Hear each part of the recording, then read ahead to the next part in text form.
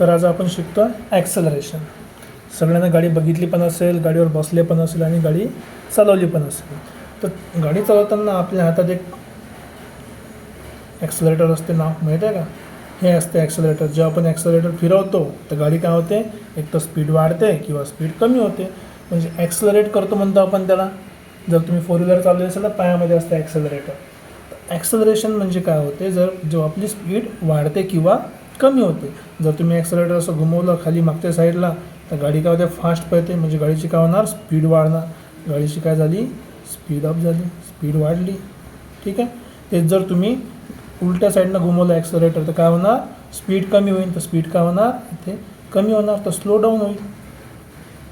साधी गोष्ट आहे की जर एखाद्या गोष्टीची स्पीड वाढत असेल किंवा एखाद्या गोष्टीची स्पीड कमी होत असेल तर काय झालं, स्पीड बदलली. स्पीड बदलली म्हणजेच त्याला आपण काय म्हणतो, ॲक्सेलरेशन. आता स्पीड बदलली म्हणजे बदल चेक करतो आपण. जसं आपण डिस्टन्समध्ये बघितलं होतं मोशनमध्ये, तिथे काय बघितलं होतं आपण की पोझिशन कशी चेंज होते. तर इथं पण आपण काय बघणार आहे, स्पीड कशी चेंज होते.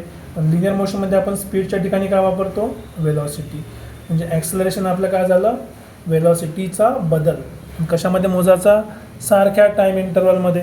मग ॲक्सेलरेशनचं डेफिनेशन काय होणार, चेंज इन वेलॉसिटी. काय होणार, चेंज इन वेलॉसिटी. कशाच्या रिस्पेक्टमध्ये, with respect to time. With respect to time. जर तुम्हाला हा वर्ड नाही आवडला डेफिनेशन, तुम्ही परत दुसरं काय लिहू शकता, दुसरे डेफिनेशन काय लिहू शकता, change in velocity. Change in velocity per unit time. ते पण आपण शिकलो आहे. जर टाईमला आपण डिवाईड करत असेल ते कशामध्ये जाते, पर युनिटमध्ये जाते. ही पण जर तुम्हाला आवडली नसेल डेफिनेशन, तुम्ही काय लिहू शकता, rate of change of velocity. Change of velocity. तशा प्रकारे ॲक्सेलरेशनच्या आपल्याकडे 3 डेफिनेशन आहे. ॲक्सेलरेशन म्हणजे काय होते, एक तर तुमची स्पीड वाढते किंवा तुमची स्पीड कमी होते. तुमची वेलॉसिटी वाढते किंवा तुमची वेलॉसिटी कमी होते. म्हणजे basically change in velocity. Change in velocity त्यालाच आपण काय म्हणतो, ॲक्सेलरेशन. मग याच्यामागे 2 साध्या गोष्टी आहे. जर तुमच्या जर एखाद्या गोष्टीची स्पीड वाढली किंवा वेलॉसिटी वाढली, आपण त्याला काय म्हणतो, ॲक्सेलरेशन. हा एक सेपरेट वर्ड आहे, ॲक्सेलरेशन. जर तुमच्या गाडीची स्पीड कमी झाली किंवा वेलॉसिटी कमी झाली त्याला आपण काय म्हणतो, एक तर डिसेलरेशन म्हणतो किंवा आपण त्याला काय म्हणतो, आणखी एक वर्ड आहे, रिटार्डेशन. रिटार्डेशन म्हणजे काय होईल, एखाद्या गोष्टीची स्पीड किंवा वेलॉसिटी कमी होणं विथ रिस्पेक्ट टू काय, विथ रिस्पेक्ट टू टाईम. तर ॲक्सेलरेशन काय असणार आहे तुमचं, change in velocity with respect to time किंवा change in velocity per unit time. त्याच्यामध्ये काय होते, एक तर तुमची स्पीड वाढते किंवा स्पीड कमी होते. पण जर फक्त ॲक्सेलरेशन आपण हे वर्ड यूज केला त्याचा अर्थ काय होते की एखाद्या गोष्टीची स्पीड किंवा वेलॉसिटी वाढली. डिसेलरेशन म्हणजे काय होणार, एखाद्या गोष्टीची स्पीड वाढली किंवा कमी झाली. ठीक आहे. तर हे आपलं बेसिक आयडिया ॲक्सेलरेशनची. आता डेफिनेशन काय होती ॲक्सेलरेशनची आपल्याला माहिती आहे, चेंज इन वेलॉसिटी. जर वेलॉसिटी बदलली म्हणजे सुरुवातीला काहीतरी असेल, त्याला आपण ॲज्युम करू हे आपली बाईक आहे. ठीक आहे. त्या बाईकची सुरुवातीची वेलॉसिटी. सुरुवातीची म्हणजे काय होते, त्याला म्हणतो आपण इनिशियल, म्हणजे सुरुवातीची वेलॉसिटी. त्याला काहीतरी नाव देऊ आपण, बाईकची इनिशियल वेलॉसिटी आपण याला पकडलं यू. ठीक आहे. आणि नंतर मग बाईक काय झालं, फुल ॲक्सेलरेटर वाढवल्यानंतर गाडी स्पीडनं चालायला लागली आणि ती आपली झाली फायनल वेलॉसिटी. मग काय झालं, फायनल वेलॉसिटी पण झाली. त्याला आपण म्हणू सपोज नाव दिलं आपण व्ही. एका इनिशियल वेलॉसिटी यू, एका फायनल वेलॉसिटी व्ही. पण आपण काय सांगितलं होतं की ॲक्सेलरेशन तर ठीक आहे, वेलॉसिटी बदलते, पण कशा रिस्पेक्टमध्ये बदलते, विथ रिस्पेक्ट टू टाईम.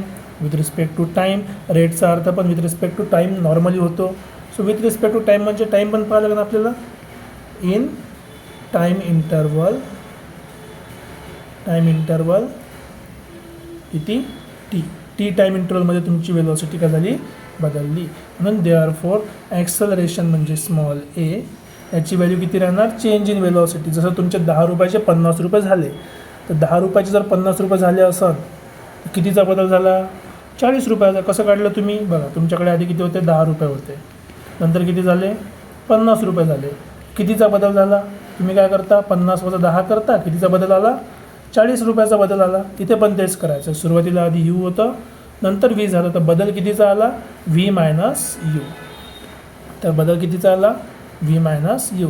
तर ॲक्सलरेशनसाठी आपण जो फॉर्म्युला यूज करणार आहे किंवा जो फॉर्म्युला आपण यूज होतो तो आहे final velocity minus initial velocity upon time. हा झाला आपला फॉर्म्युला फॉर ॲक्सेलरेशन. ठीक आहे. आता इथे पण एक सांगायची गोष्ट म्हणजे तुम्हाला माहिती असेल की ॲक्सेलरेशनच्या फॉर्म्युल्यामध्ये काय आलं आहे? वेलॉसिटी आली आहे, इनिशियल आणि फायनल वेलॉसिटी. वेलॉसिटीला काय असते? Direction. Therefore acceleration also has काय आहे? त्याला डायरेक्शन आहे.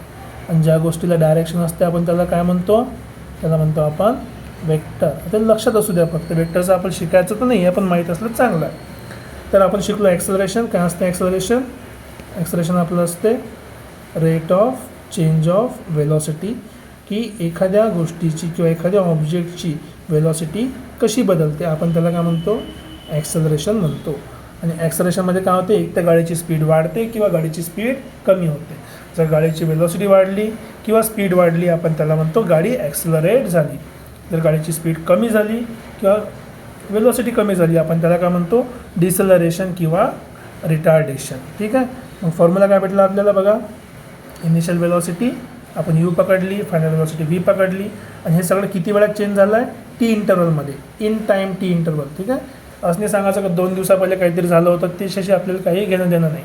आता 5 मिनटामध्ये इनिशियल वेलॉसिटी फायनल वेलॉसिटीमध्ये बदल झाला, आपण ते 5च मिनटं पकडायचे. नाही तर 2 दिवस आपली गाडी घरी पडली होती, वेलॉसिटी इनिशियल 0 होती, मग 2 दिवसांनी मी गाडी सुरू केली आणि 2 दिवसांनी वेलॉसिटी 40 झाली.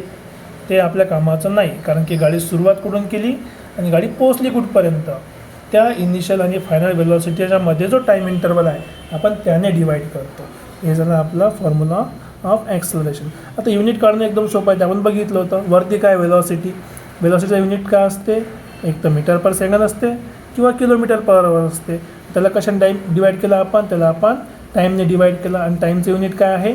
टाईमचं आपलं युनिट आहे सेकंड. तर बघा डिवाईडचं डिवाईडमध्ये आलं तर फॉर्म्युला काय झाला? युनिटचा मीटर, सेकंड इंटू सेकंड काय होणार?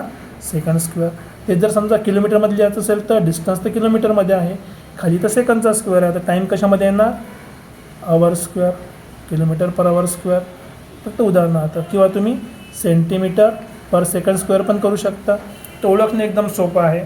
जर तुमच्या क्वेश्चनमध्ये मीटर पर सेकंड दिलं असेल तर ते वेलॉसिटी झाली, मीटर पर सेकंडचा स्क्वेअर दिला असेल तर काय झाला? ॲक्सेलरेशन. हे झालं आपलं ॲक्सेलरेशन. आता पुढच्या आपण बघू की युनिफॉर्म ॲक्सेलरेशन काय असते आणि त्याचा ग्राफ कसा बनतो. ठीक आहे.